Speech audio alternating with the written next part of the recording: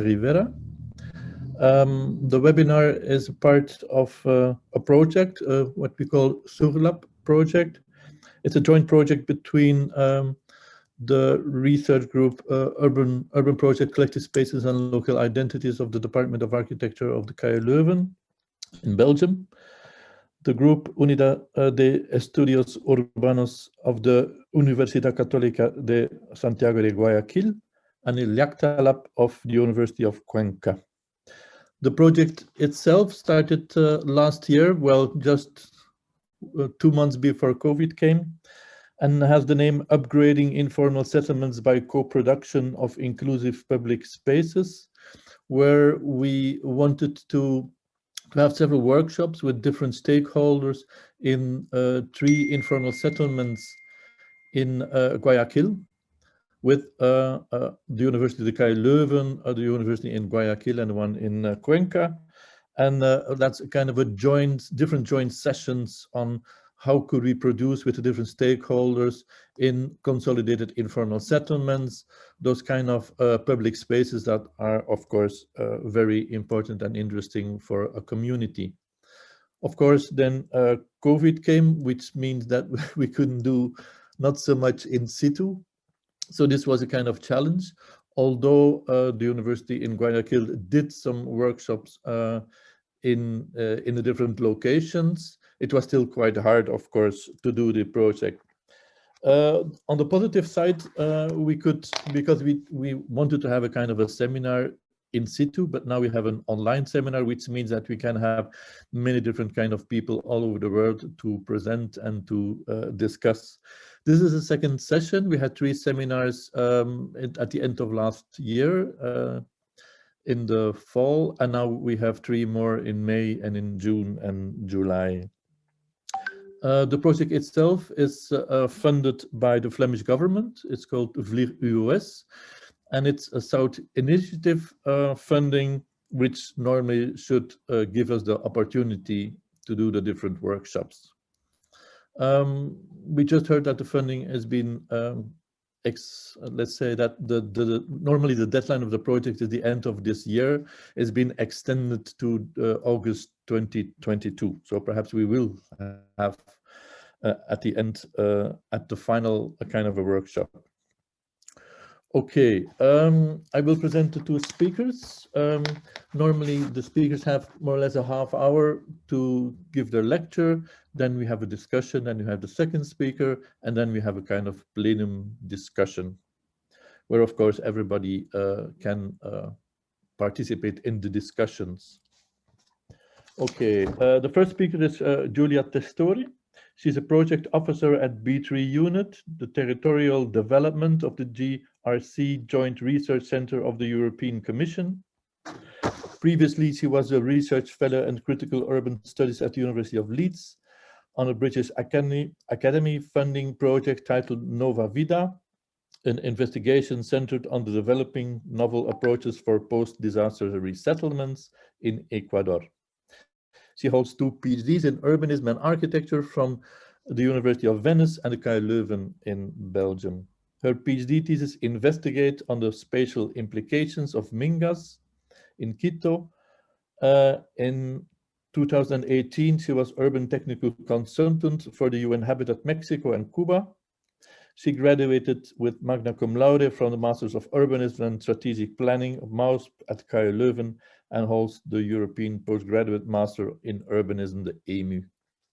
Her lecture is titled Inclusive Urbanism, Collective City Making, Participation and Design. And I give the word to Giulia, and I guess she will have to share her screen. I will do it. Hello, everyone. Thank you very much for inviting me. It's a real pleasure to be with you today. Let me try and see if I can share it in a presenter view mode. Can you see it? Yeah. Okay. Yes, brilliant. Okay. So yes, this is the title of the presentation. I thought of dividing it into 4 parts. So one, it will look more at policies. The second one more at practices. The third one at city creation, and the fourth at utopic scenario. So what I'm presenting you today, it's a part of my PhD thesis, which was defended in 2019, and it was a joint PhD between UAV, University of Venice, and KU Leuven. And the broad objective of the research was to challenge the way in which cities are planned toward a more inclusive approach. Hence, a very broad objective, but at least an attempt. And to do so, I've chosen Ecuador as case study. It was very common for me to be asked, why did I choose such an exotic and far context from the one I'm from? And the inspiration came when I had the chance some years ago to read an article talking about the 2008 Ecuadorian constitution called Of the Buen Vivir, of good living. And I found it plenty of innovative concepts that could support a shift, not just in contemporary society, but precisely in the relation to city making. I had started analyzing these documents, focusing overall on topics such as the right to the city, participation, and autonomy.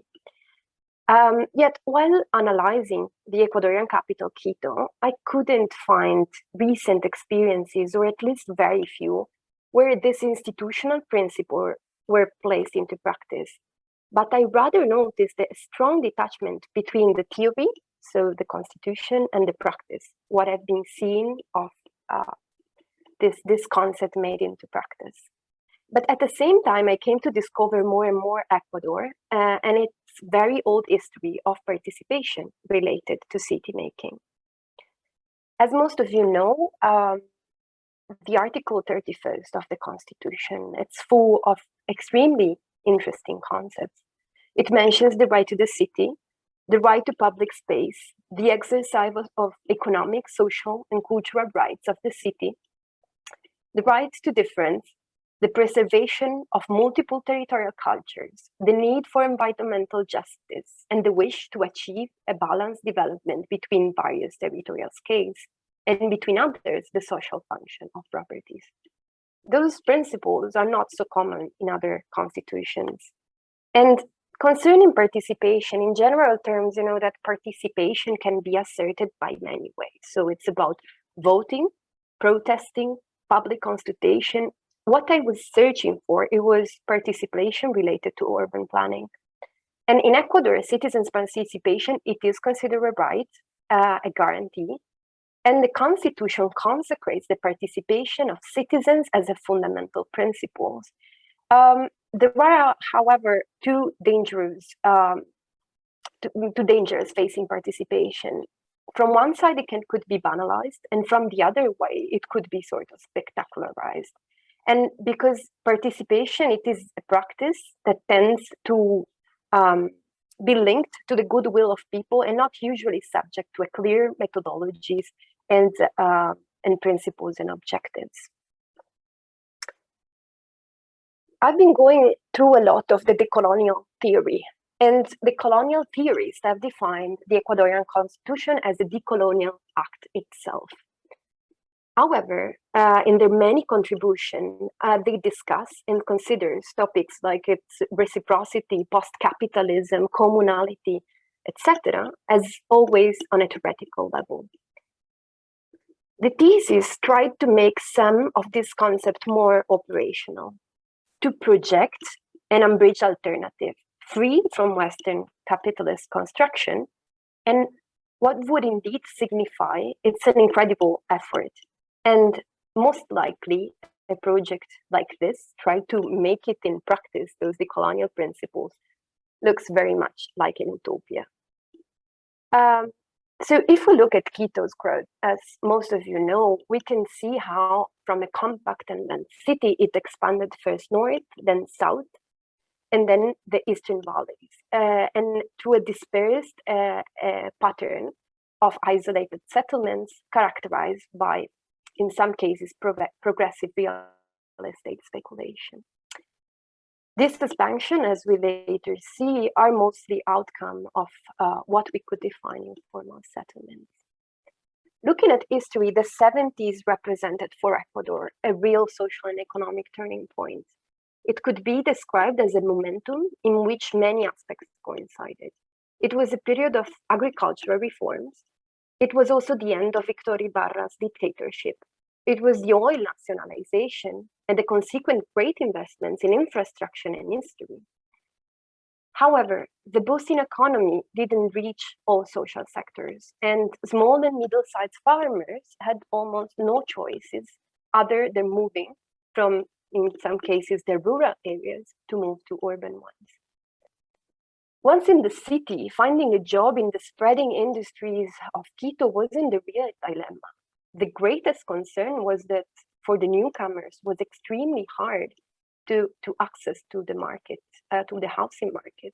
And there was a complete lack of social housing and urban facilities. As you mentioned at the beginning, one of the main topics of my research is Minga, and now I will tell you why. So, differently and similarly to most Latin American cities, the immense periphery of Quito is great outcome of land invasion. And what characterizes the Andean culture in this process of migration, different from other contexts, is that inhabitants from rural areas, in most cases, brought with them a century-long practice of self-management and self-construction called Minga. In my research, I reconstruct the evolution of this fascinating and yet very complex practice since the pre-Inca Empire, researching on how colonialism has co-opted it and how it still exists and how it is still a way of organizing and reproducing space. I won't go too deep on this because I know that most of you know perfectly of what I'm talking about. And I bet that also most of you have participated at least once in their life to Minga. But what the thesis attempted to do was filling a knowledge gaps. Minga's true literature have been discussed overall by sociologists, and apart from really one book I found dedicated completely to Minga, but published in 1957, I found just very scattered information, nothing from the architectural and urban side. And the main knowledge I gathered, it was actually through interviews. So the word Minga comes literally means requesting help, promising something in return. And a Minga is usually called to involve a group of people that work collectively on a particular task. That collective work is done for free and in the interest of the community. So there is no money involved. The Minga indeed has an equivalent meaning in Bolivia, Colombia, Chile, Ecuador, Peru, although in Chile it could be called as Mingaco, in Peru as Minca, in Colombia by Convite, and actually last year Catarina Ortiz made a great lecture inside this series about the Convite, and in Brazil, for example, by Adjunto or Muchirao. So Minga can serve to construct or conserve, for example, irrigation canals, trace, construct and pave roads, create squares, erect a bridge, build a roof of a house, a school, but also from the other side, plant a tree, for example, to avert erosion or clean a common space. And concerning the actors that are involved, it could be a group of relatives, of citizens of a neighborhood, of the members of a sport league, and they can interact by themselves or with the institution, generally without the involvement of the state. For some authors, the word reciprocity is precisely the most accurate to describe Minga. What I did is that I characterized it in two main different kinds. Somehow I call it fundamental Mingas, which are based really on shaping the space of the city by working with water, electricity connection, construct a sewage system, etc. And then the other ones that are more auxiliary ones, I called it, and it is, for example, for cleaning a road, a school, to plant a tree, etc. Now, at this moment, unfortunately, I won't have the time to go through the evolution of this practice from the Ailu to the co-optation of Minga during the Inca Empire, when it was called Minca, by the Spanish colony, how it was also co-opted in the encomienda systems. And in the thesis, I also go through the various richnesses, but also downsides of such practice. to precisely not romanticize this practice, but studying it in its complexity. So if from one side we see that it's part of a teamwork, of solidarity, of satisfaction for a common good, it is also true that it's an unpaid work, that it has time and energy consuming. In some cases, as many have studied in the 70s and 80s, you were obliged to do mingas. And in many cases, there is also a lack of professional support. In the maps here, I illustrate Quito's auto-constructed neighborhood. It is an approximation, and it is an overlapping with them, with risk areas of landslides, for example. Income by neighborhoods, so darker it is, poorer it is. Ravines together with water streams. And this map reveals that the auto-constructed neighborhoods are inevitably located in the most dangerous areas, and mostly surrounded by ravines and rivers, and they almost entirely constitute the poorest areas of the city. So this is the location of the 3 case studies I worked on, and they are very different. They have been almost entirely constructed through processes of Minga. Then the process of consolidation in the last year, it's obviously different, but and they were built in very different periods of time. Of the 3 cases today, I decided to talk about the case of Atucucho. As many of you will know, it is located in the northwest of the city at 3,100 meters. And now it has a population of around 17,000 inhabitants. And it was the outcome of an illegal occupation of land that was owned initially by the Ministry of Health. So the land initially constituted of a dense eucalyptus forest, which between the 1st and 5th of April of 1988 was considerably reduced to the tireless work of the first occupiers.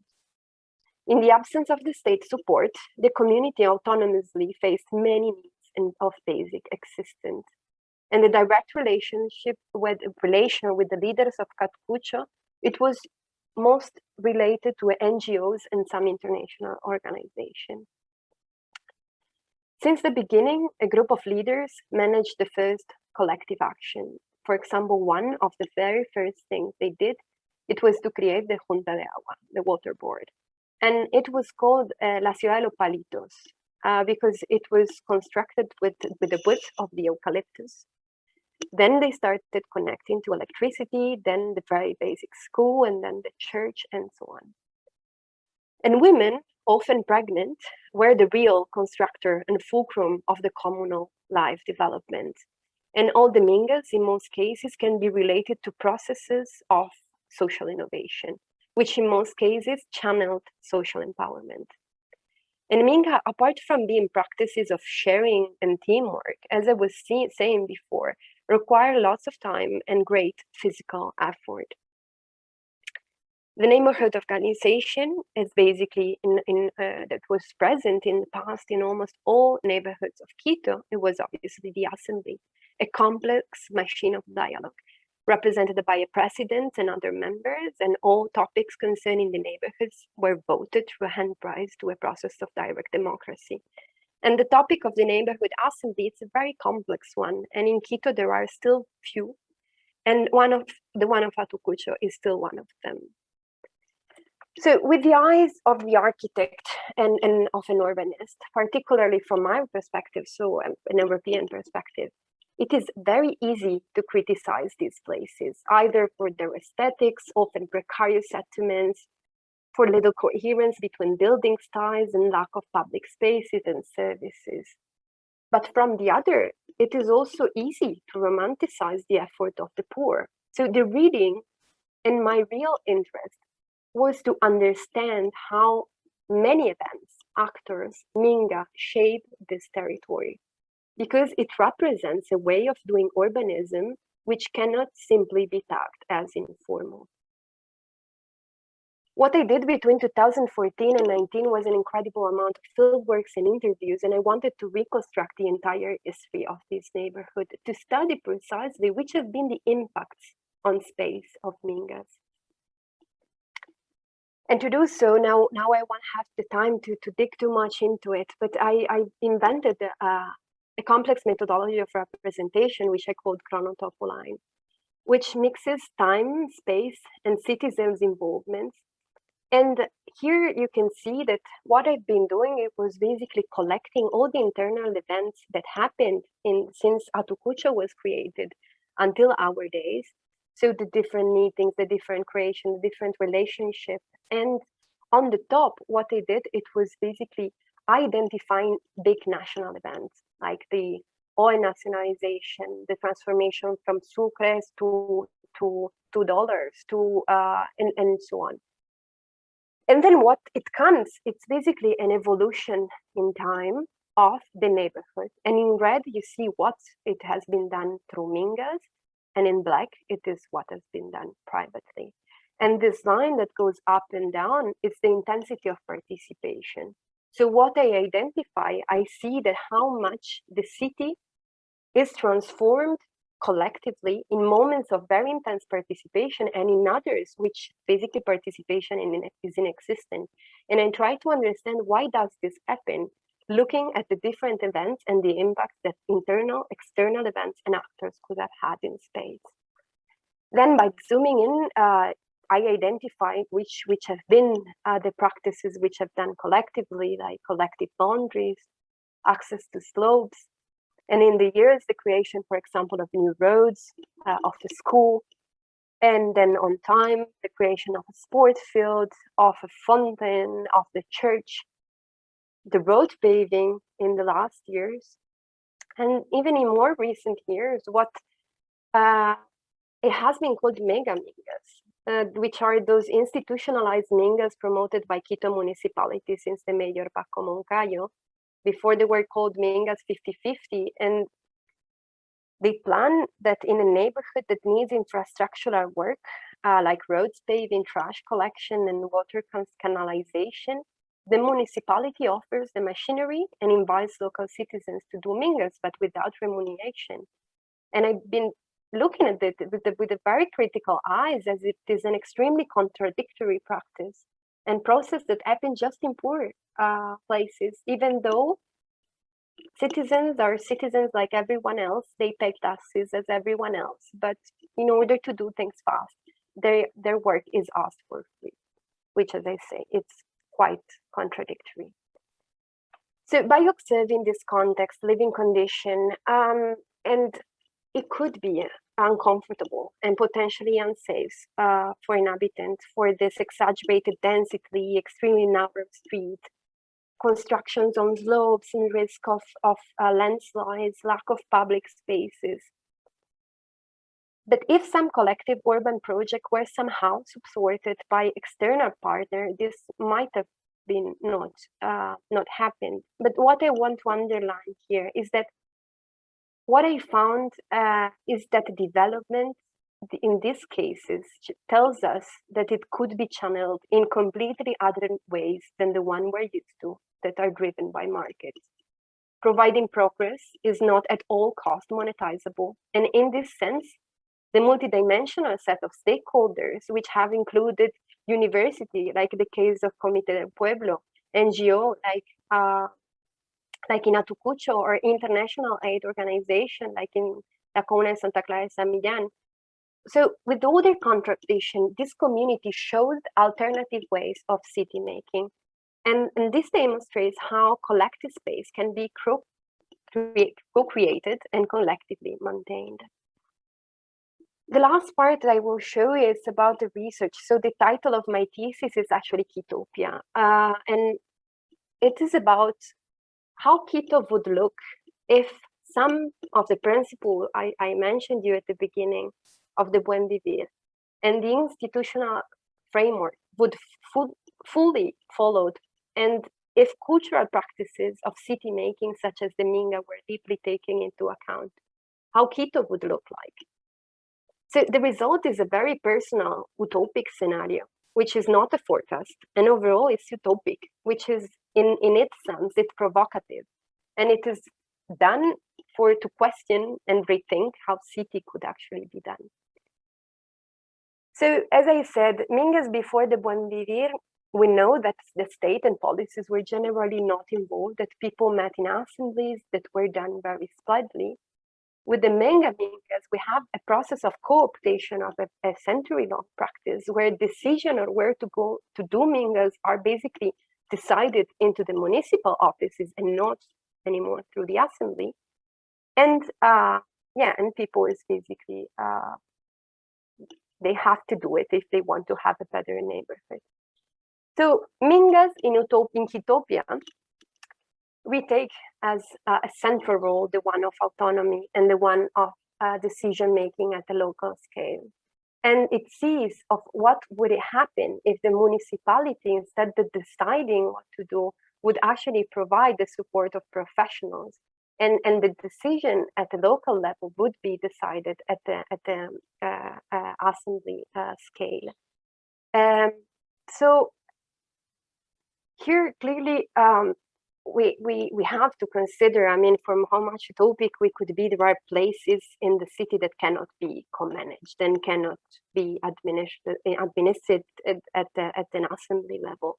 And the spaces are the map on the left, which include, for example, private buildings and private properties and highways and so on. And due to the complexity of the use of these facilities and amenity require solely the intervention of experts figures. But on the other map, this map right here illustrates Quito's potential places, for me, in which a project of co-invented and co-produced and co-maintained could work in the future. And this site creates a constellation of potentialities at different scales. So these two main phases of the city, either managed by institution or cooperatively, can be, as Bernardo Secchi would say, two antagonistic images. And this map, indeed, following his teachings, are images produced by something reductive. It's a reductive presupposition since the beginning, by interest and by cultural background that are partially incompatible with each other.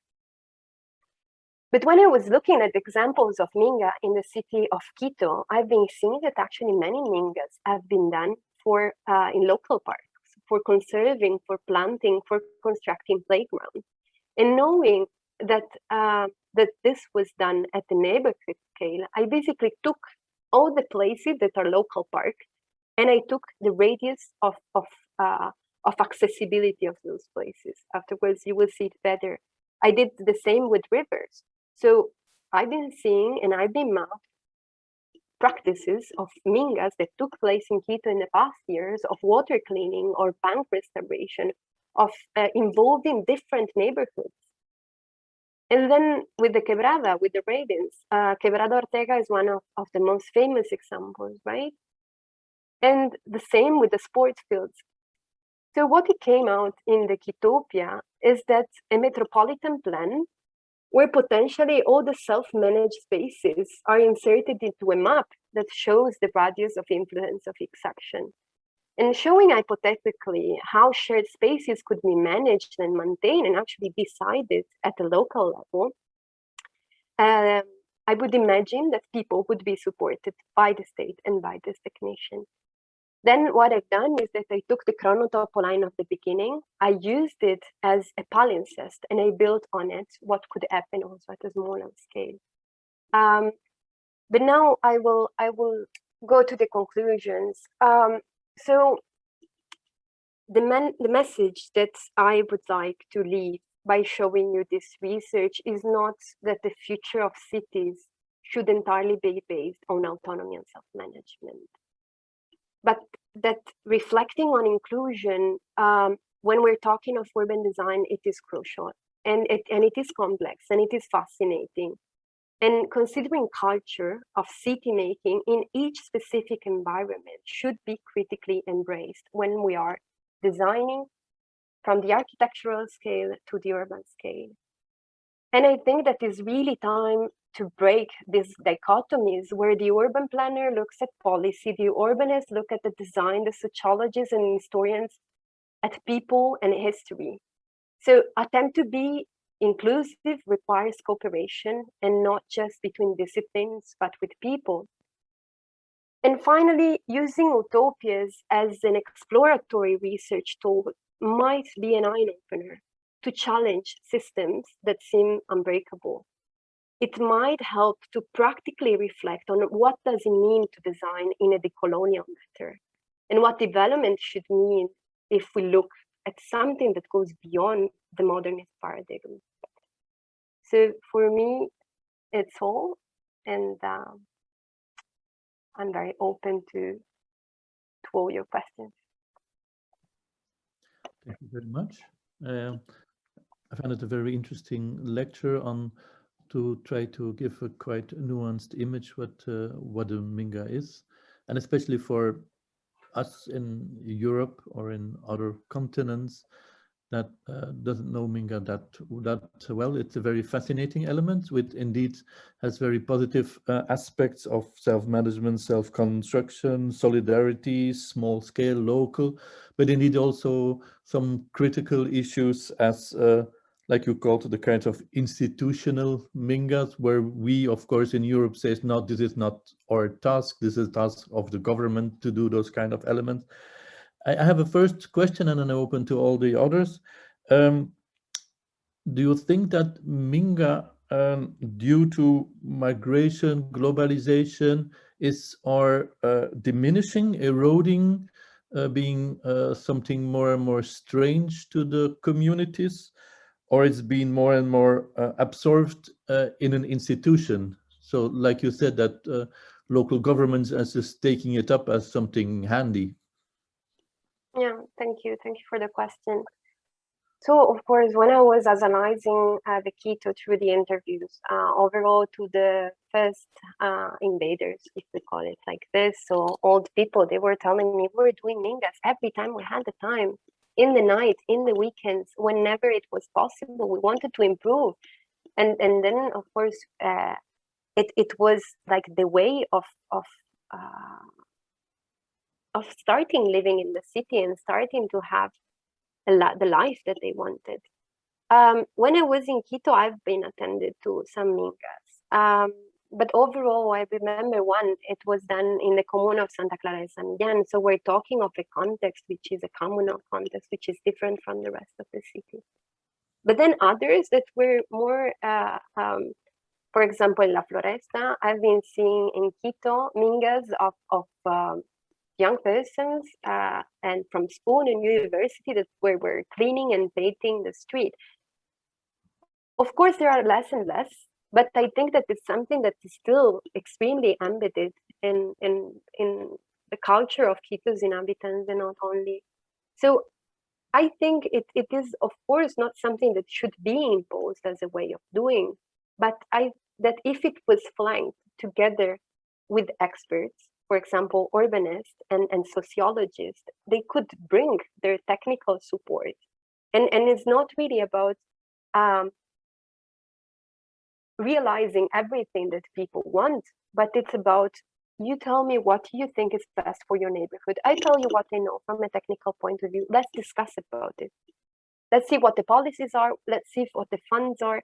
This is, of course, a very long process. It's much faster than the municipality decides from top and says what to do. But I think that Mingas can definitely be a way to involve more and more people in the city making and management.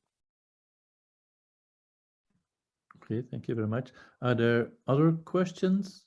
Because we are almost 180 people, raising hand is sometimes quite difficult to see because we don't see everybody. Or you can ask, or you can just talk or put something in the chat and then we will see and give you the word. Are there questions?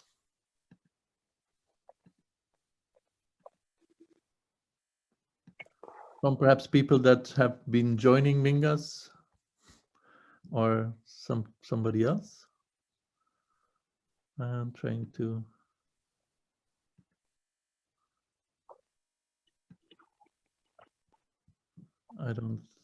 Well, I have 8 pages I'm looking towards. Well, while people are putting stuff in the chat, I have a second question. Because Minga is a very cultural embedded issue. Could it be transported at some way to other areas in Latin America that doesn't have Mingas, or to Africa, Asia, or even Europe? Yeah, this is a great question. I've reflected a lot about it. I think that the approach of transferring something is wrong since the beginning. So it's not about, oh, they do something very interesting there, let's do it somewhere else. No, I wouldn't. I would rather, and it takes longer time, study the place and study, okay, what they do in Africa. Do they do a Minga, or they do anything similar? And in Africa, Africa is huge. So what they do in a specific place. And I ask myself a lot, how would it work in Europe? Do we have, in our so variegated context, anything related to it? Since how many centuries we don't have the assemblies that are still existing, but they are called somewhere else. So I think it's really about studying a specific place and understanding which is the way in which city feel comfortable and happy to cooperate. Imposing something from top will never work, and but I'm sure it is very in there is, but also in Europe, for example, I can't remember if it was in Denmark, there is the talkut. It is called talkut, but it works exactly as a Minga. In Mali, there is also another practice which has a different name. So I think it would be, this is what I would like to do next. Understand if practices which are similar, how do they work in other parts of the world? Yeah. Because indeed, I can imagine that in, let's say, a smaller autarkic communities, it's an almost evident practice. It's also probably linked to the kind of commons of a long time ago, perhaps less to the present commons, but the commons in England where people joined probably, and it's also probably linked to the religious groups of building together a church and all that kind of stuff. Yeah, absolutely. Yeah, it does. In the research I've been doing, yes, it does exist. It's getting lost, but I think that if principles are changing, and if, as example, in Europe, we're talking so much about the European New Green Deal, and in the United States, the New Green Deal, and so on, what does it mean? Maybe collectively, actions could be thought at the city level or at the regional level that see clear objectives that are shared between everyone. So it's not really about paving a road, but it's really about taking care of our environment. Those are objectives that could be shared into different communities together, absolutely. I have a question from Andres. Do you want to ask it yourself, or do I have to read it? I'm trying to find you, but it's hard. Andres is asking, could you tell us some ideas or suggestions for the people and for the places that are starting this Minga process in order to guide the Minga to grow in future cities, in order to guide the Minga to grow in the future in cities? Yeah, sure. I think that everything could and should be based at the level of the community. So it doesn't just mean at the level of the municipality, but as I've been seeing Mingas in sport leagues. I've been seeing Mingas in religious things. So it's really about that if you, for example, are part of a community, of a neighborhood, and you know neighborhood leaders, that is something that is very common, I saw in Quito. And I think that everything should start by the people that know most the community. So, for example, those leaders that have some way of diffusing the ideas, and it's about doing assemblies. So, call people for. We have a problem, which is, I don't know, a trash dump, or this street it doesn't have trees anymore, or we think that this playground is all dirty. So if people start talking, it's really also with WhatsApp. I've been seeing it in other cases in Manabi actually, that people really start organizing in other ways, not just really in an assembly altogether, but they're just, okay, this is the problem, let's meet this day. They start talking and then they start involving people. So I think it could spread in very, very many different contexts. And it is a way of really, I think it is the right to the city done into action. You have the right to shape what you're using every day, because you are not just citizens, but because you're part of the community, and because you are active in what you're doing. You not just wait for the administration to do it. And this is a right that is written in the Ecuadorian constitution. Somebody else? Of course, at the end, you can still have questions. We'll quickly go to the pages to see hands. Okay, let's go then to the next lecture. Thank you very much again, Giulia. The next person that will give a lecture is Mónica Rivera. She's an architect, urbanism, and landscape historian. She's currently an advisor for the planning department in the municipality of Cañar. She's an associate researcher for Urban Andes program, where she investigated sustainable mountain urbanization in the Andes. Mónica has been an architect in Ecuador since 2002 and received a PhD degree in architecture and urbanism from the KU Leuven in 2019 also. She also has a master's degree from the Polytechnic Institute and Virginia State University in 2006, and a master's degree in history and theory of architecture from McGill University in 2007. She has taught in several academic courses, including landscape, urbanism, architecture design, history and theory of architecture, and architecture representation in the United States, Belgium, and in Ecuador. The title of her lecture is Water Security and Public Space in Peripheral Neighborhoods of Ayacucho. Thank you. I'm going to share my presentation. Hope this works.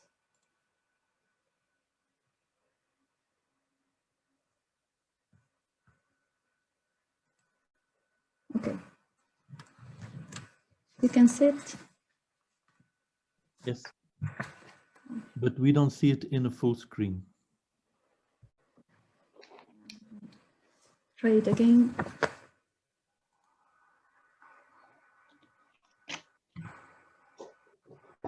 For some reason it doesn't. It's not sharing. It's okay like this, I guess everybody Here. can. It's Mónica, maybe, I don't know if you have it, but on top, for example, in my case, I have view options and an arrow, and maybe you can try that, but yeah. Yes, on top you can. Yeah, I'm gonna open just a PDF, I think. So yeah, and then you can fit to window.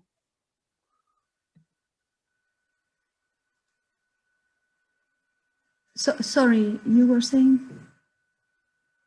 Indeed, if you go to the view options, you have fit to window perhaps, or you can enlarge it.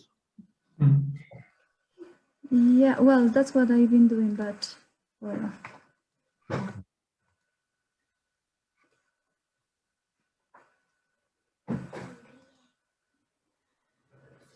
Yeah.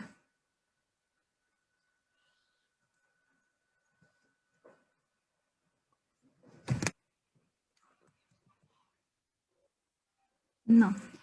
There, I think might be too heavy the file.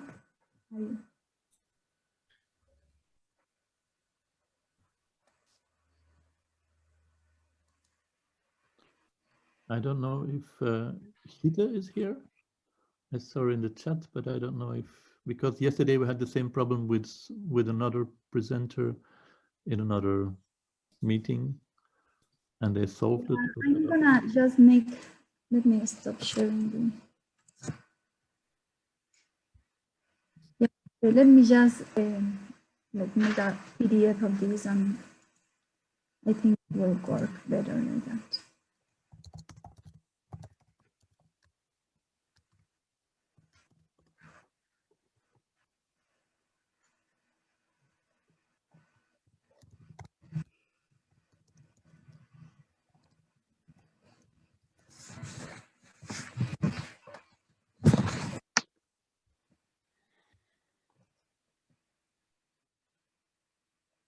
Yeah, I think it's because the file is heavy.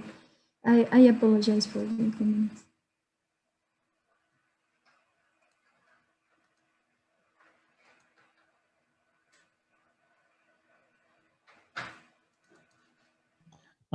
Somebody saying, do you have two screens Mm. or only one screen? I only have one screen. Okay, because if you have I two, want just to share the full screen instead of the application, Mónica. Maybe that would work.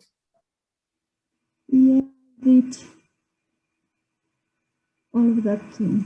Okay, let me share. I already have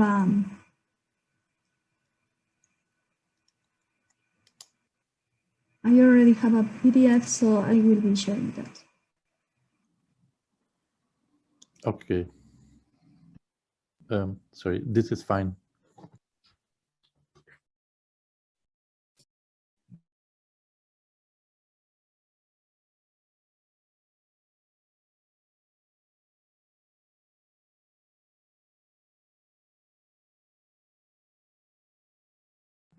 Mónica, you are frozen. So being online is a positive that we can invite many people. Being online has, as we all know, also some negative elements of technical issues and longing for just being in a lecture room physically.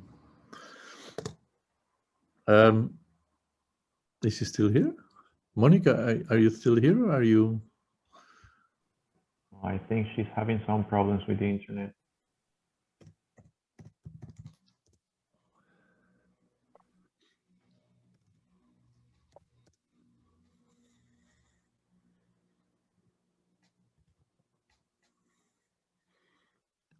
She left. I think we had another question for Giulia, so I'm maybe we here. can. Yeah, please go ahead. Yes, with pleasure. Yes, well, we have another question indeed, sorry. While Monica's trying to, Anna, will you ask it yourself or shall I? I don't know where Anna is, sorry, I have to. So, Yeah. Anna? Okay. Anna?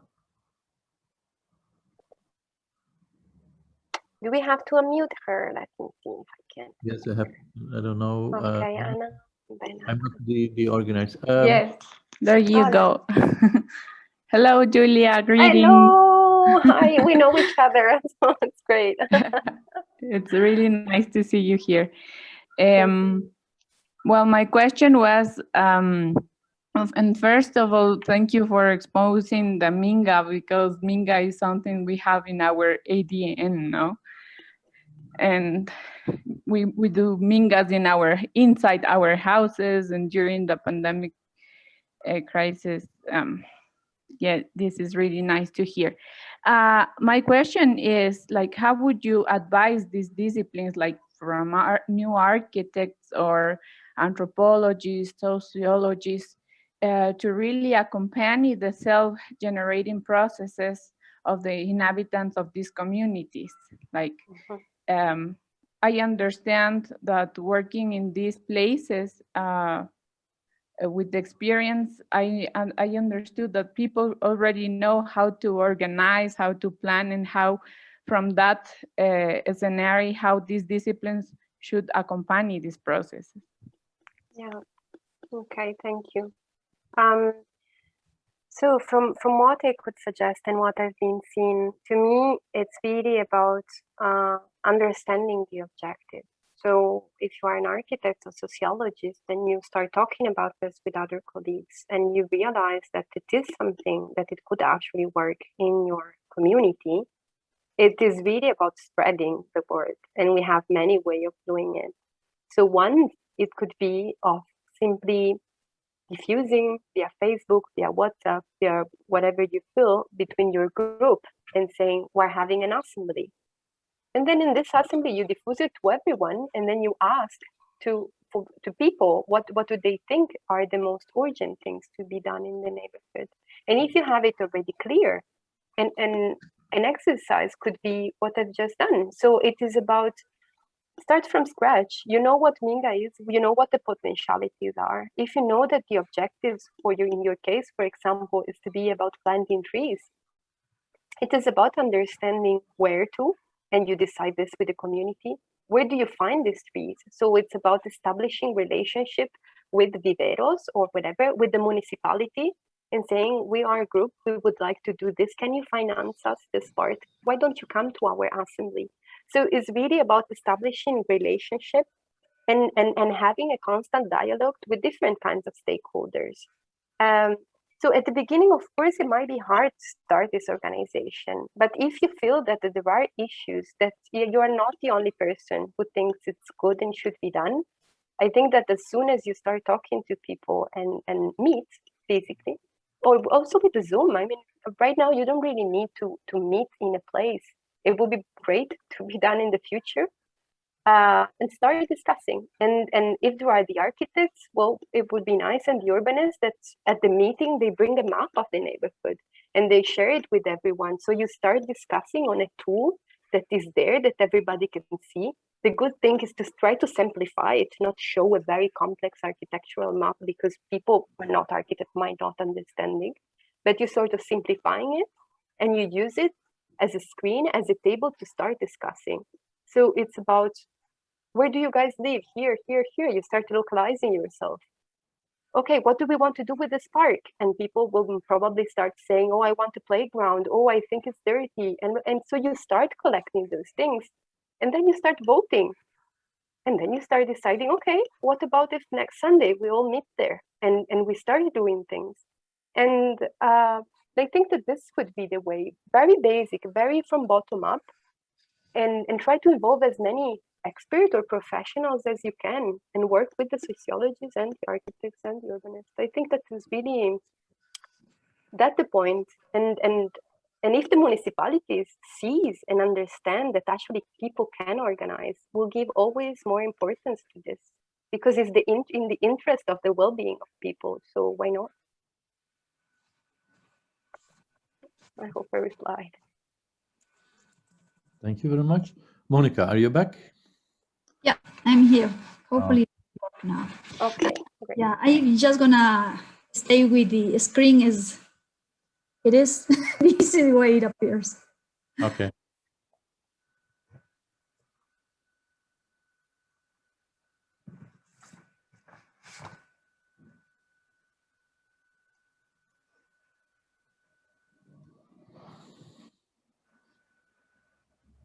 Yeah. Can you see it, please? Yes, we see it. Okay, so this presentation will deal with the urban design proposals developed by the program Urban Andes in Ayacucho, Peru. I had the opportunity to coordinate this program in 2019. And the proposals were carried out through a collaborative design process that took place before, during, and after the International Urban Design Workshops that took place in Ayacucho in 2018 and 2019. This presentation will make emphasis on the 2019 proposals, but also I will be dealing with the process itself, with the process of working with the actors, with the local actors. Urban Andes is a research and design-based project that ran from 2018 to 2020 as a conjunct effort between CAIU and the University San Cristobal of Huamanga, the local university, and it was coordinated by the Center of Water Competencias, CCA, from Peru. It was funded by BLIR and also by USAID. There are three main ideas that will keep coming in this presentation. One is that the design of our environment is a conjoined effort. We need to draw upon any resource that we have to outreach all the institutions that we have in the territory we are trying to work. We need to look and look for the local actors. Not always they are desiring to participate, but their participation is crucial for the success of the processes of design. So understanding also, the other idea is that understanding the social context is key to successful processes of design. And also, of course, not only the social context, but the physical context, the area that we are studying, but in the last instance is the people who really have the capacity to implement whatever ideas we are trying to put there for them. The last idea is that we need to grow the notion of what is knowledge and who is a knower in the process of design.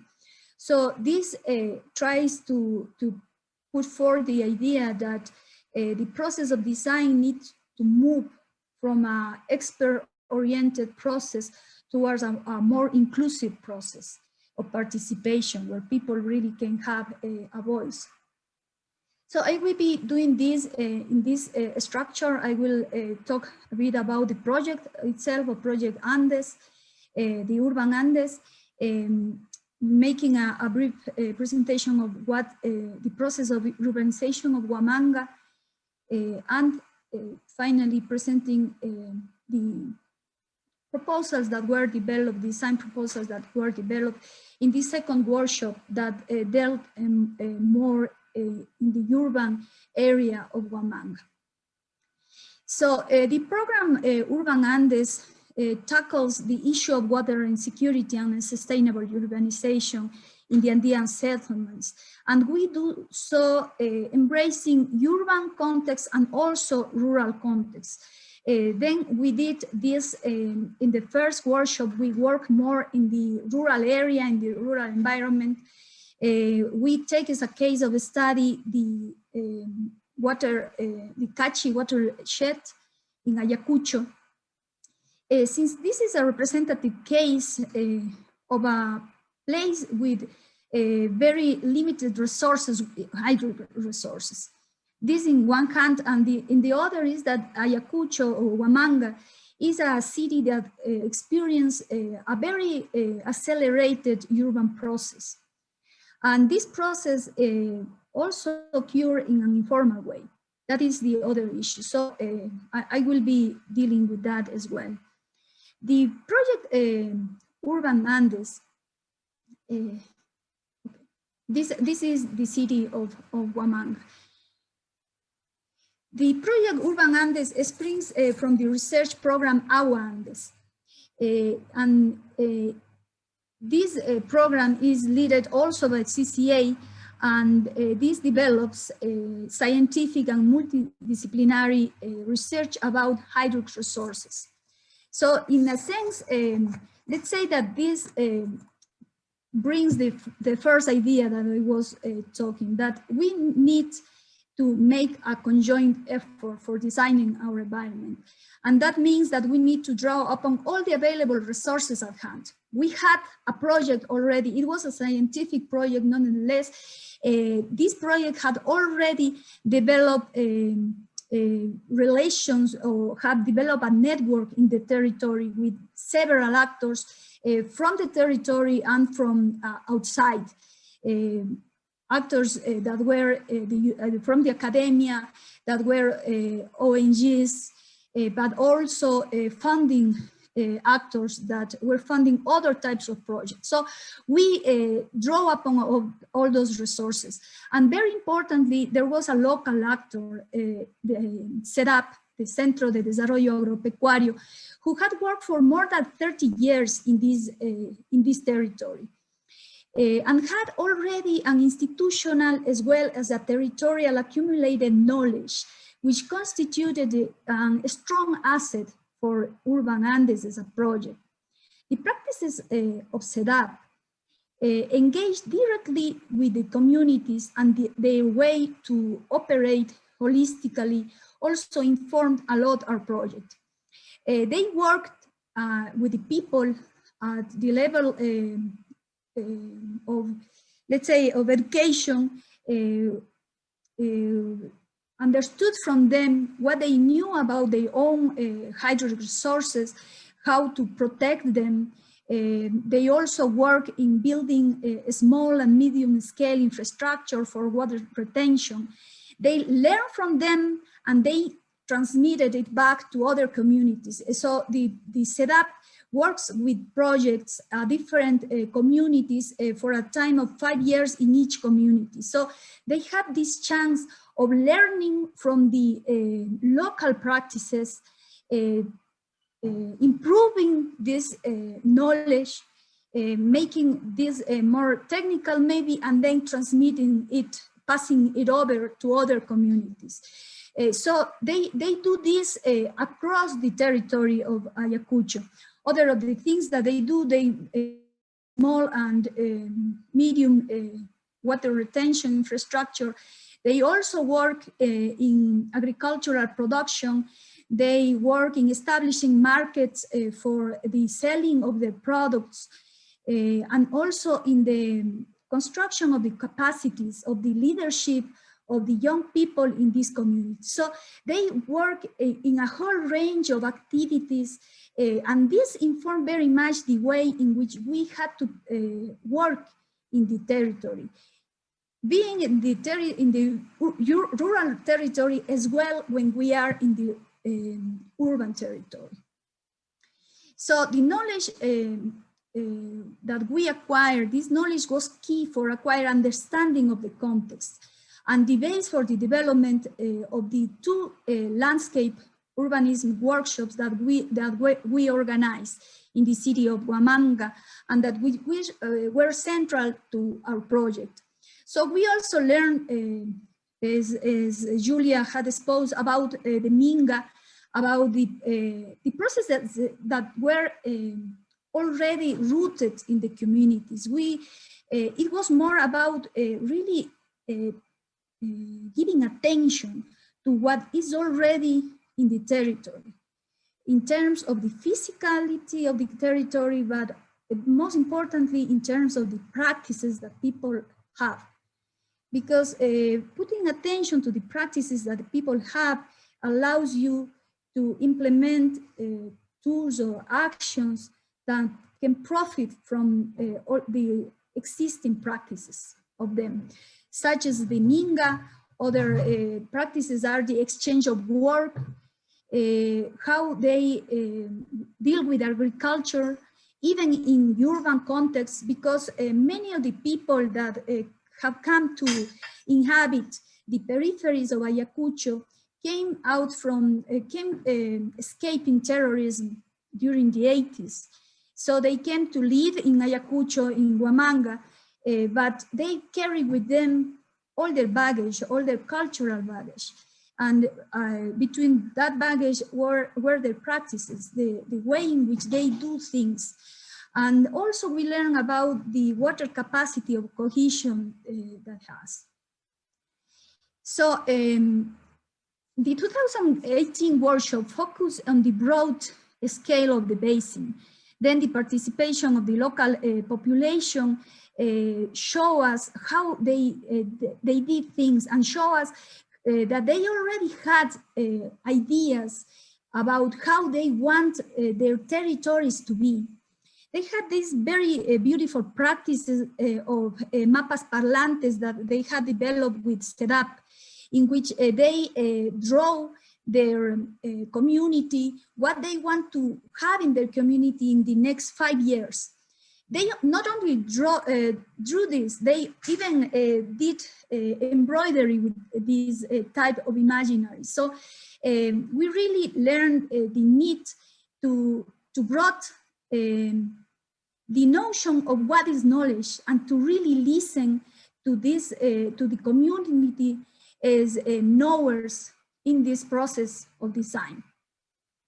Our, of course, the workshop had the objective to bring together planners, decision makers, scientists, designers through the process of design, and talk around this process of design, while formulating water urbanism strategies for the resilience of the region. No, but being in the site really nourish and put make it very visible the need to incorporate in a stronger way to the people and how they worked and how they saw themselves, their territory. So going to the city of Huamanga, the peripheral neighborhoods of Huamanga emerged out from informal processes of occupation, of land occupation, after the most tragic episode of terrorism that Peru has had in its history. The exodus of rural population towards the city triggered an accelerated process of urbanization that occurred in all directions. And it happened regardless of the adverse conditions to urbanization, like strong slopes or existing vegetation, and very importantly, in spite of the lack of water, that it is what we find in Huamanga. Between 1980 and 1992, the urban population of Huamanga increased in 60%. So the process of informal urbanization continues today. And it continues, and it happens in places with very poor conditions for urbanization, especially in the steep slopes, as we can see here in the Picota, that surround Huamanga. And this comes as well with the strong processes of landscape degradation, like deforestation, erosion, and the lack of, or the loss of soil's capacity for hydric regulation. The condition informality and the material precariousness of these neighborhoods are at the base not only of the poor quality of their public spaces, but also are an imminent risk to the safety of the city, which is at the valley, and at the risk of its own population, of course. So the last Huayco that suffered, or a very strong Huayco that suffered Huamanga was in 2009, sorry. And there was, sadly, with the loss of human lives. So because of this, the city made some arrangements, let's say, but the solutions consist mainly of hard infrastructure, the construction of hard infrastructure, which is not enough. So what they did is to make canals underground along all the streets that are going, that are coming from the slopes towards the city, trying to prevent future Huaycos. However, every year these floods and Huaycos keep repeating themselves. So the second international workshop, what we did, we tried to improve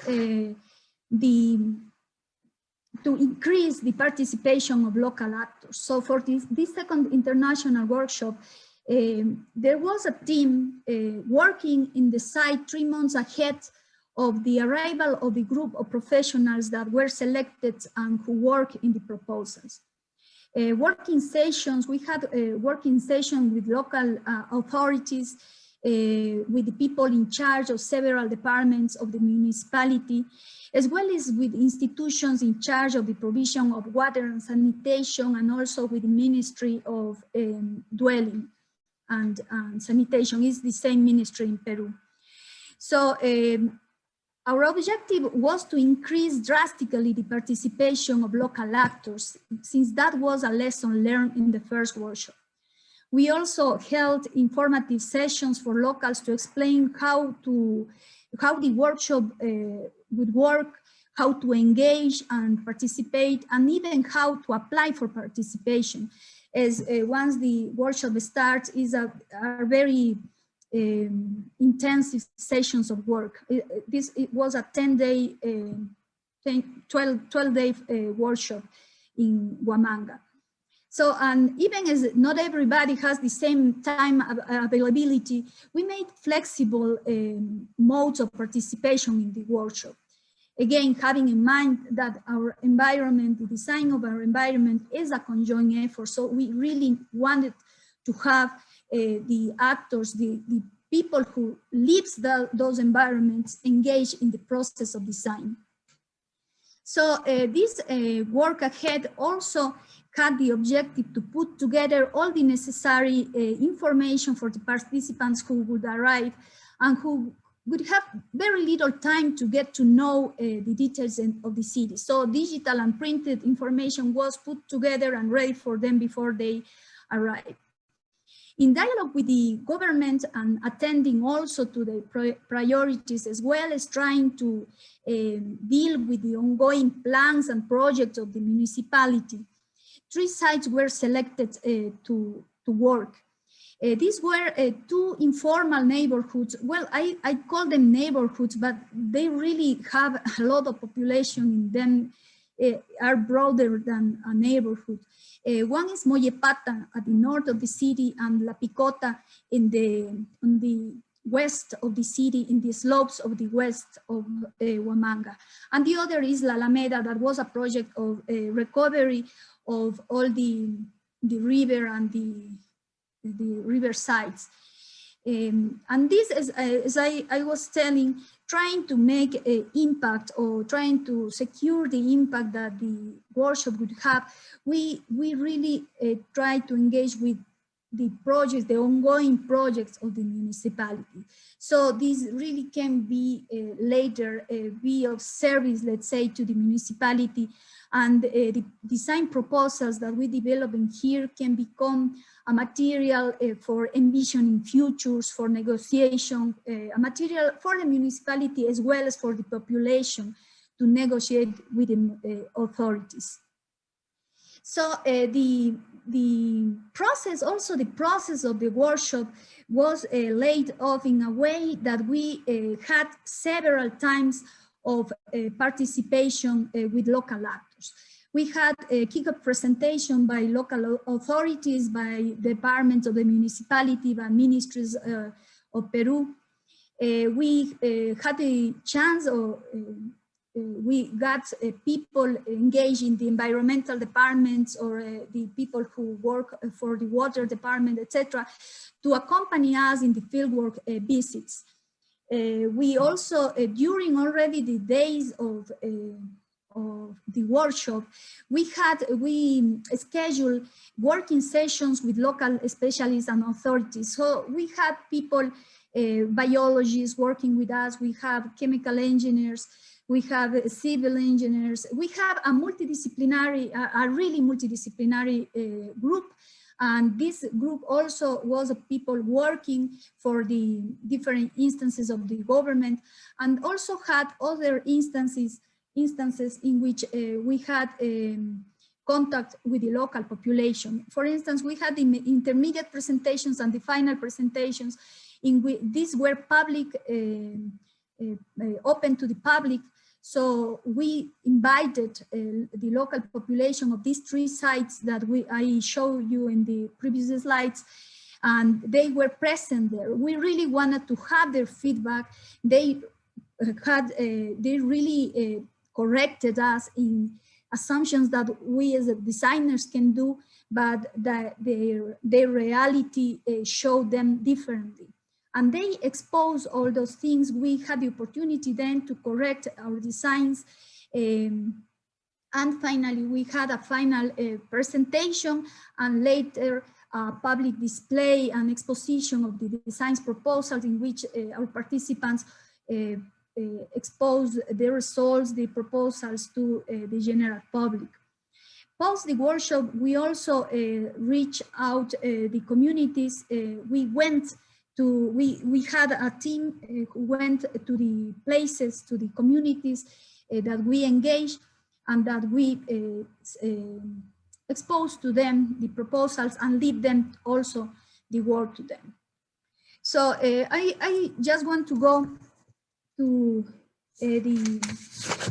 one of these sites, which is La Picota. Now, in La Picota, the proposals were oriented to, or were guided by a research question: how we can turn this hillside that currently is a source of risk into a protective element of the city. So the precarious conditions of habitability and persistent risk condition of the continuous process of urbanization of La Picota poses several problems that needed to be addressed.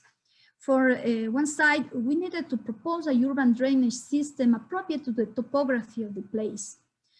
We needed to control the erosion of the slopes.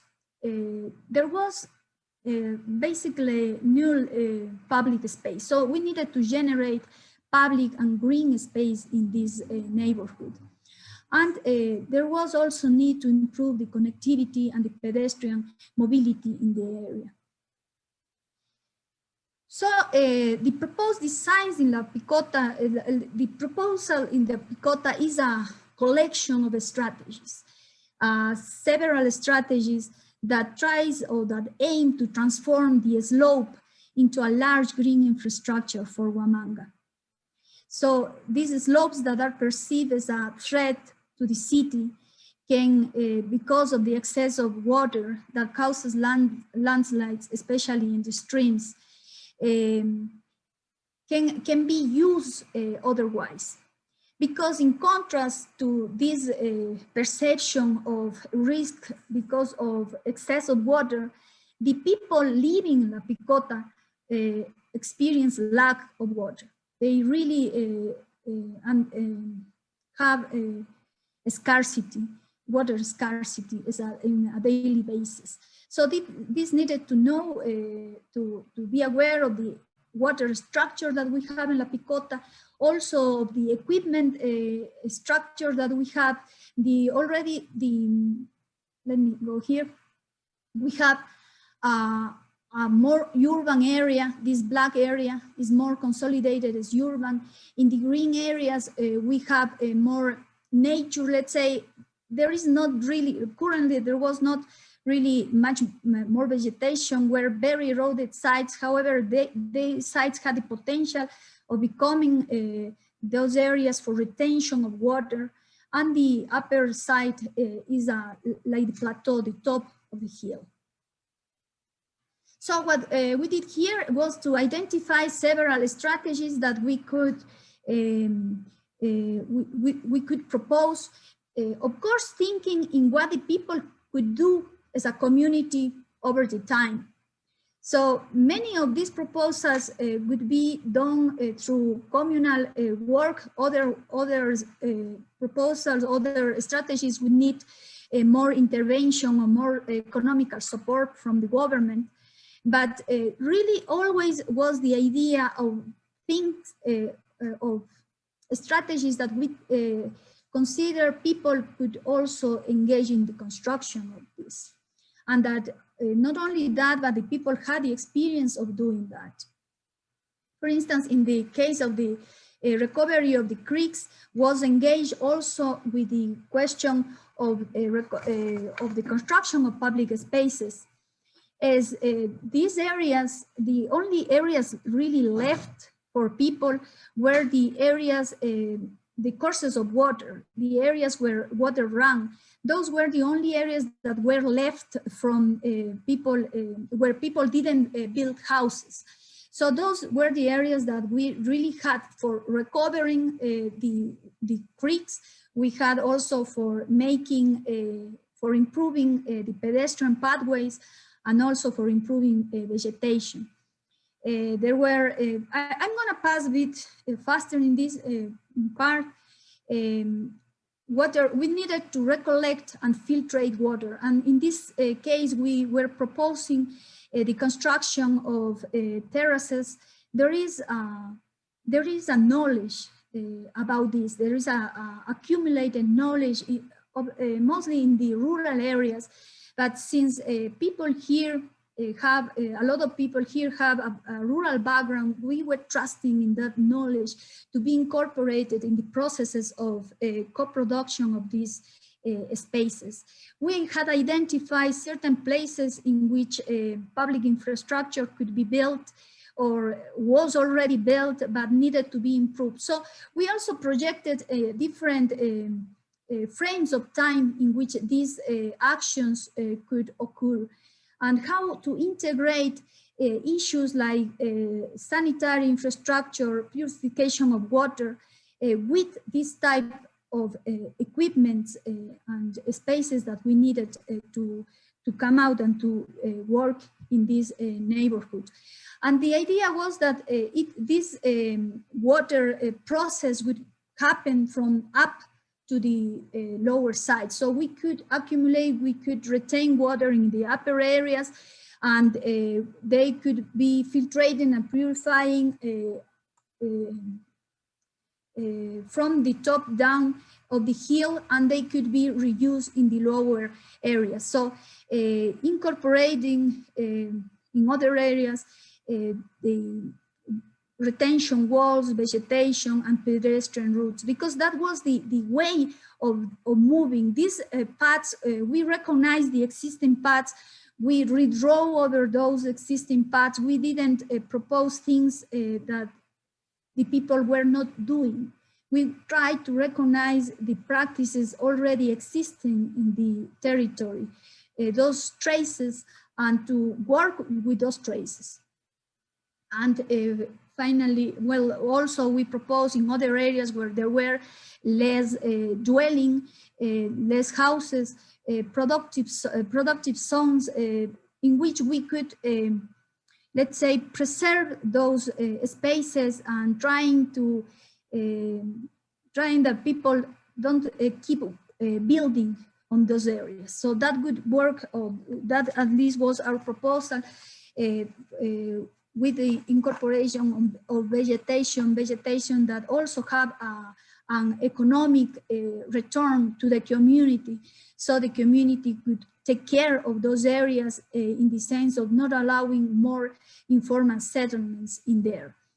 The same, more of this incorporation of wetlands for the treatment of water, and the reforestation with native species, which allow us to make more compact this terrain in the sense of retaining this terrain. So this is a synthesis of the work that we did in here. Now in the first part, retaining water, filtrating water, and using water in the lower areas. Basically, what we have is in areas where we had mixed the nature with dwelling with houses. We're talking about inhabited park, or in an inhabitable park, in areas where we would work more with vegetation in order to avoid further occupation of these lands. This also is a schema of a synthesis of the water management system proposed in this area, collecting water, filtrating water, and finally using water for the construction of the public spaces in La Picota. Well, that would be it. Thank you. Thank you very much for the lecture on let's say fast urbanism, and how can we go from fast urbanism to even a kind of sustainable urbanism, and at the same time an issue around participation and the belief in what we call local knowledge, local practices, and local design intelligence, how to incorporate that. I will start with two smaller, probably more general questions. If you believe in local knowledge and you believe in local practices, first, there is a kind of, I have the feeling there's a kind of tension between the kind of small scale of the local knowledge and the local practices versus the kind of large scale of the urbanization that is going very quick in a different kind of scale. So how could you, let's say, upgrade the kind of local knowledge towards a kind of much larger scale urbanization issue that is not fully the same, of course, and linked to that, a lot of the local knowledge is often tacit knowledge, so knowledge that is not very explicit. So how can you detract those kind of tacit knowledge towards larger projects that you do? Co-production takes a lot of work, right? That's that's for me like one of the lessons learned here. Is a very beautiful idea, but it takes a lot of work. In trying to answer to your first question, the scale and the speed of urbanization cannot be stopped with large scale infrastructure. Because even if it is very fast, it is coming from very little actions, persistent actions of people, individual actions. They, in most of the cases, they are not organized in a large social groups, but in small social groups. The communities have a limit. So there are things that we cannot scale. Like these solutions would have to be very diffuse actions in the territory or in the neighborhoods. It would have to work in really small groups in order to be more effective and in order to be more manageable. The Minga, for instance, is not something that you really can scale unless there is such a strength in the social body. And this strength we can only find in the rural areas, really, not in the urban areas. It's very difficult to find this strength in the urban areas. So in the urban areas, we must think more in smaller groups of people for working this or any other solution that can come out from the community. So this in one hand. In the other hand, we need to recognize that it is needed to engage in longer processes of design and to accompany populations. And this is something that we really learn from CEDAP, from this Center of Agricultural Development, who work in the rural areas. But they always that engage with a community engage in periods of 5 years. And after 5 years, they already had work, they work a lot with women and with young people in the creation of leaderships, because they were the population that really could keep doing that. Men were more prone to out-migrate the territory. So that's why they work with young people and with women. So that is possible to identify only when we engage in a bit longer process of transformation of the territory. So let's say these workshops that we have done with KU Leuven for several times, several places, are very fruitful in the sense of delivering proposals. But we need longer processes of design in order to really be effective in the territory. Otherwise, I feel more like anecdotal experiences could result in that. And if you remind me the second. No, the kind of second question was a lot of the local knowledge and local design intelligence is tacit, it's not explicit. Yeah. So how do you get that kind of knowledge out of this group through participation, through the kind of speaking maps, like you told? I don't know. Do you have? Yeah, those speaking maps, for instance, came out from a mutual process of learning, you know? Because as you very well pointed, the knowledge most of the time is tacit, and a lot of the time it's not considered knowledge by the population itself.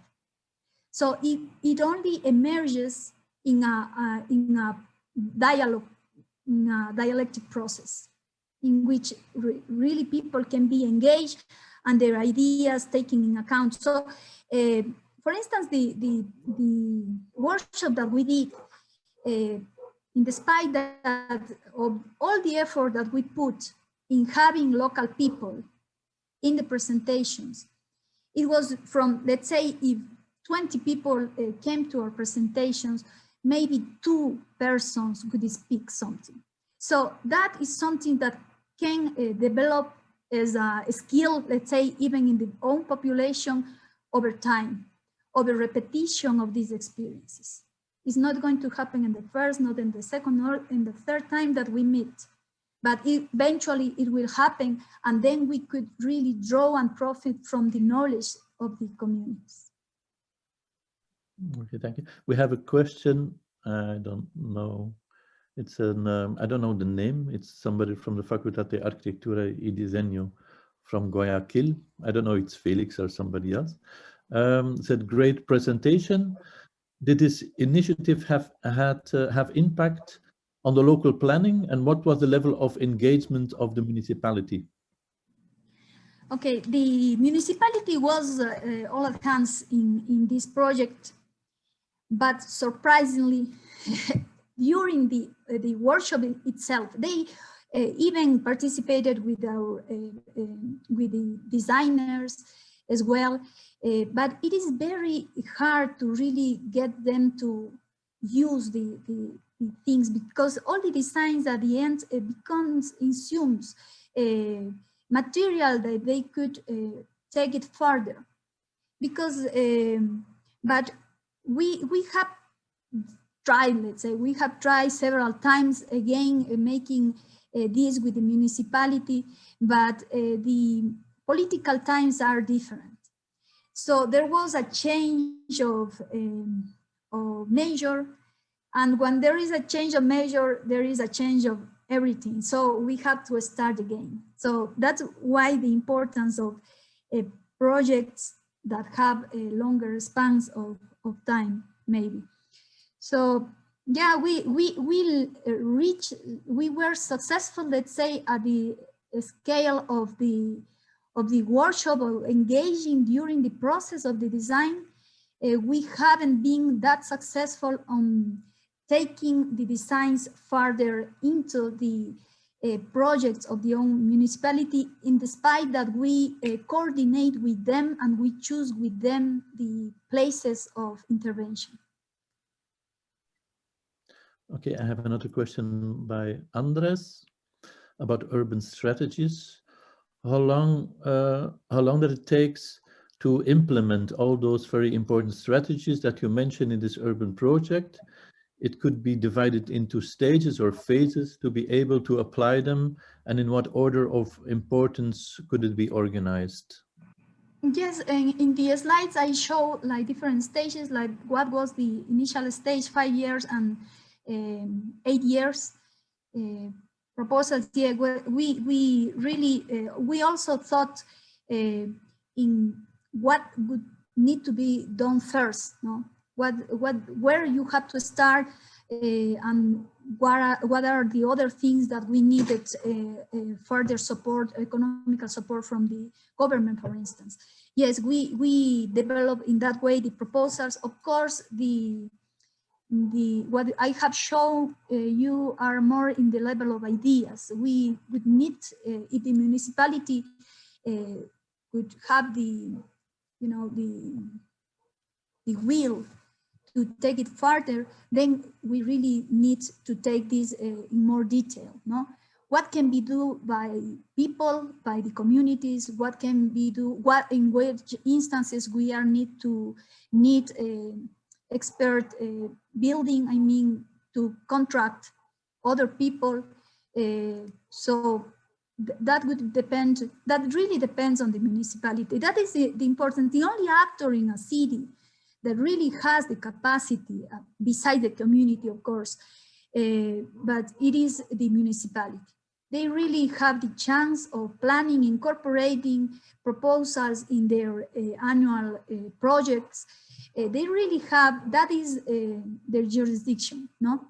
So it is really important in these types of projects to engage with the municipality. And in despite of that, it is difficult to get further. I think efforts need to be done to pass design tools to communities, to really to develop this sense that the skill of designing is not something that is only from an expert, but to acknowledge that the ways in which they perform their daily practices have a component of design. And that that idea is empowering, I think. It's empowering for the communities, because then the fate of the territories are not felt to be only in the hands of someone else, of someone up there in the governments that decide how the people in the communities live. So I think we still need a lot of work for really passing on that, no? From transiting from the expert-driven design to a more collaborative, plural, distributed forms of design. But still, this urban project, how long will it last? Is it a project for, do you think, from the start to the end, for 2 years, 5 years, 10 years, 20 years? Of what the proposals that we say, it was thought in a time of like to the end, not to the end, but to the point it gets a form 8 years at least. Okay. Then we have a comment again from the same person of the Facultad de Arquitectura y Diseño in Guayaquil, that it has to be sure that participation should not only depend on political changes, although of course it's very important to work together with the public agenda. So how do you tackle this kind of political changements and continuation or continuity? Well, I think in that, for instance, for this project, we only got funding for 2 years. So we would need to, let's say from our point, we need to formulate long projects, no? For making this process of accompanying the processes. And once we can do that, we are not going to depend on the political changes, because the idea is to get a change in the way in which the community sees themselves as agents in the transformation of the territory. If we can get that, and that doesn't happen in 1 or 2 years, if we can get that, then we can become more autonomous of the political changes. I mean, authority changes. Okay, and now I have an image of the person in the facultad, and it is Felix. But because we are still with 160, I had to scroll until I find it. Are there other questions or remarks, or I don't know?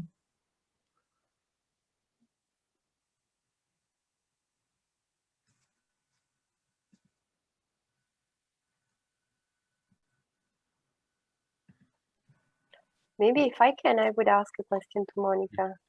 Yeah? Okay, thank you. Mónica, thanks. Great presentation, really beautiful. I have a question, a very practical one. When I saw that you were showing to the communities the drawings you were doing, which are beautiful, were the ones that you showed us today, or were they somehow simplified?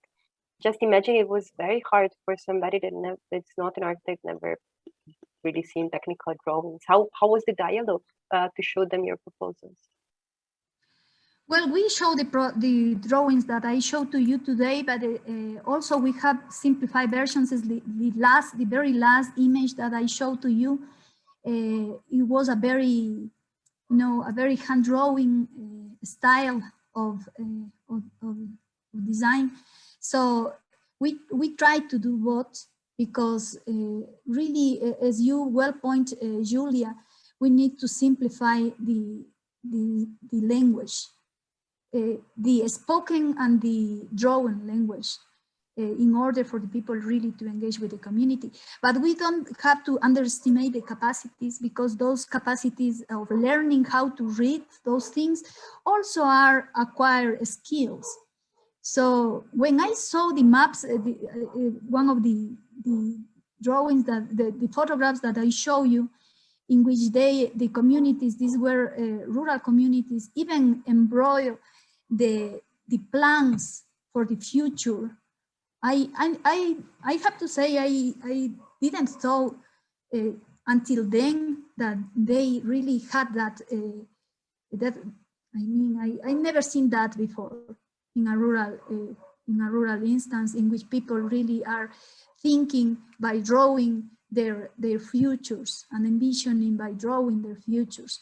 So, and doubtless is a capacity that anyone can learn.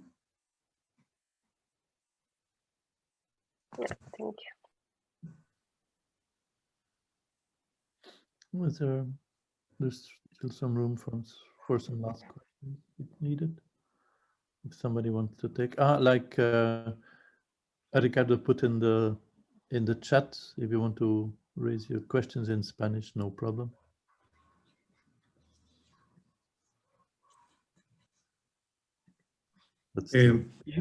I have a question, if it's possible.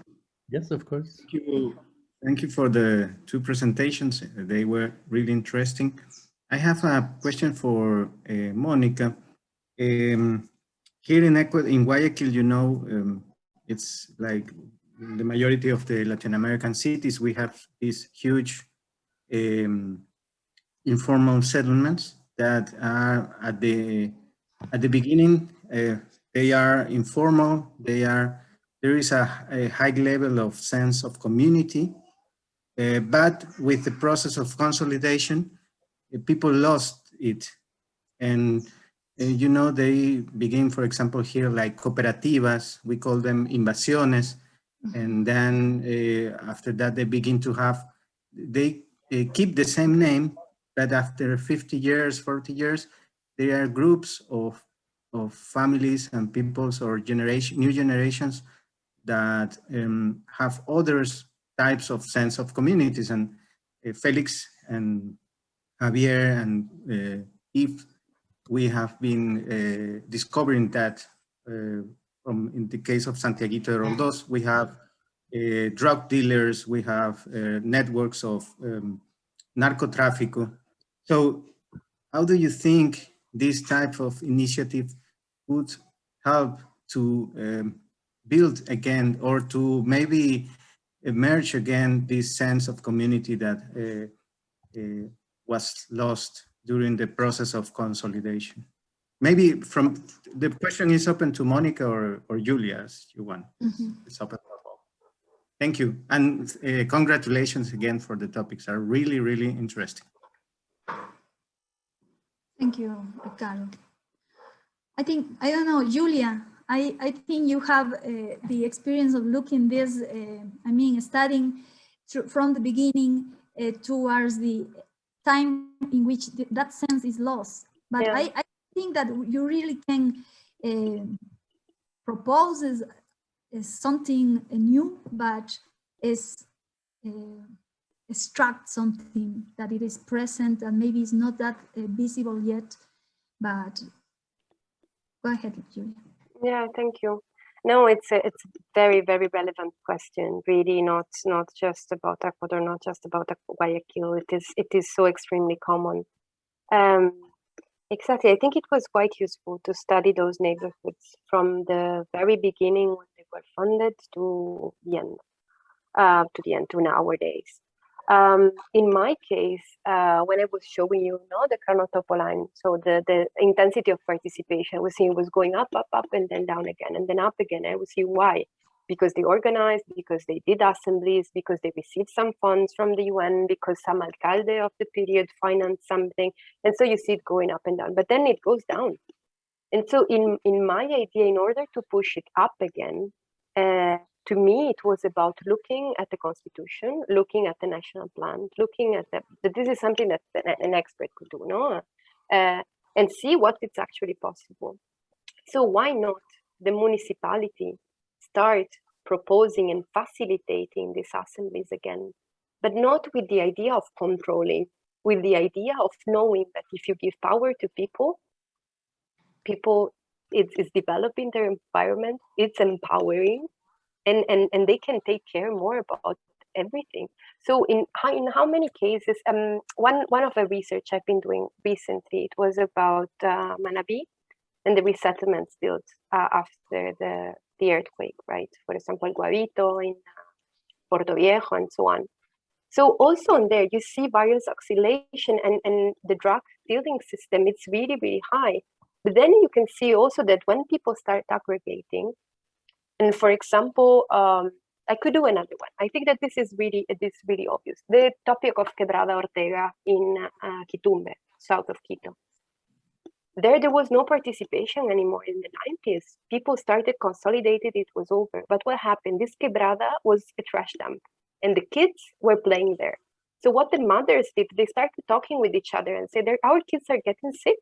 We have to do something. And so they started cooperating and meeting and then involving more and more people. Well, this park nowadays, this trash dump nowadays, it's an amazing park. But also because they were able to contact the municipality and be constantly there. And if you have an objective that is so clear, I don't want my kids to get infected and to be involved into drugs, people can really do a lot. So it's really about creating niches of will, and the municipality, of course, should go down and look a little bit how things are.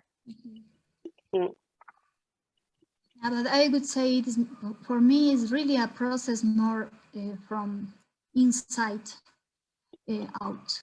And this going down of the participation is, of course, it has to, it is related to the achievement of needs, let's say, but it is also related to nowadays lack of participation in general, no, of people.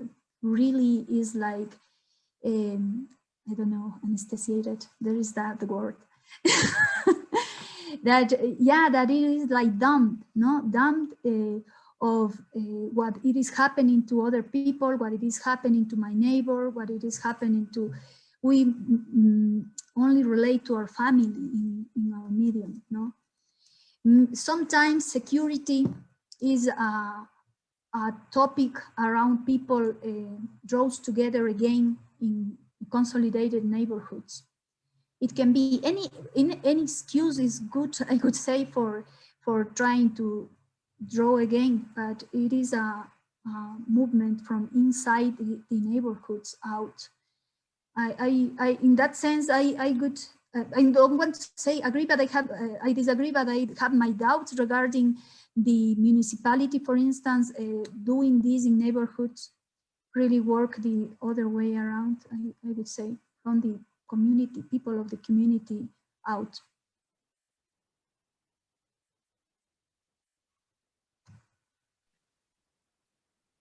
Thank you. Is there other? Ricardo still has his hand up, or is it an old hand? No, it's just a second comment. I totally agree with you both that in our constitution in 2008, there is for first time in our history in Ecuador, there is the word or the concept of the right to the city, and also the right, the nature has a right or something so. But in the reality, and this is a self-critic to our national government and local governments, and especially to Guayaquil, the processes of public participations are not really effective. And the majority, as Giulia mentioned, and Mónica too, the majority of them are self-initiatives of communities that they want to change, and they even don't believe in the system. So this is like a parallel social system that survives. And I check it, it's very interesting because I checked it when I was in Germany. There was this movement in UK, transition towns. And I was extremely surprised that we have this in Ecuador and in many times of many places in the world, like the Mingas in the Andean areas, we have signs 100 years ago.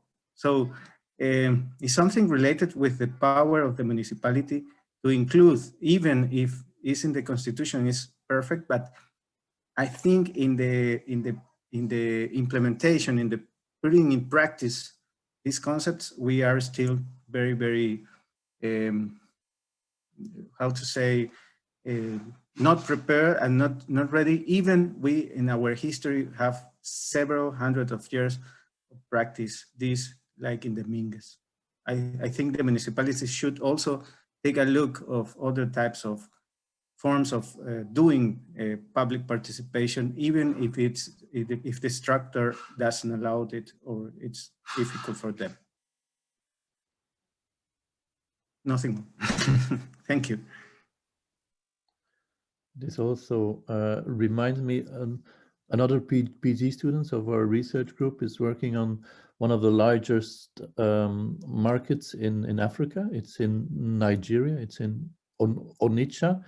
And there you would expect it seems, or it looks extremely informal how everything works, but it's super formalized, but in an emergent way. Which is logical because the kind of dichotomy between formal and informal is much complexer than they used to say it. But there's a kind of distrust towards the government having very Western, even colonized views on how the city would work, and the fact that they have their own system. But in that case, they're so powerful because they bring so much money into the communities that they can just do what they do, but they regulate everything, and it's a super. But it seems when you look to it, it seems very informal structure where you say that communities are distrustful and take their own matter into hand, which probably in the beginning of the Mingas was a small community just doing their stuff. Are there other questions? If not, I want to thank Giulia and Mónica for the interesting lectures and for the discussion. The next webinar is on June the 9th. It's the same hour. The topic is Perspective on Designing in Latin America Informal Urban Areas. It's with Antonio Di Campli from the Politecnico from Torino and Gabriel Visconti of Agua Studio in Venezuela. And it will be in Spanish for all the persons that want to join. So we will put it also, well, it's probably already on the website, but we'll put it on other social media. So thank you very much. I just have a question then for Javier. Do we change, because we have a smaller meeting after this webinar, do we change, are we going out and do we change the Zoom, or are we staying in, or how does it work? We can prepare another session, so this can be. Okay. So thank you very much. First, for us here in Europe, it's not only evening, but also the start of probably a long weekend, because tomorrow is Asunción, so we are not working like you also, but we already start earlier to this festivity. Nice. Not in Spain, unfortunately. No, I have to work. No, but it's okay. Enjoy your long weekend. Great. Especially in Spain, that they would celebrate this. I know, I would have thought so, but you can enjoy other things there. Yeah. Okay, it was a pleasure. Thanks so much, really. It was very inspiring. Please keep us in the loop. Thanks a lot for the invitation. Yeah. Bye. Bye. Bye. Bye. Thank you. Thank you. Bye.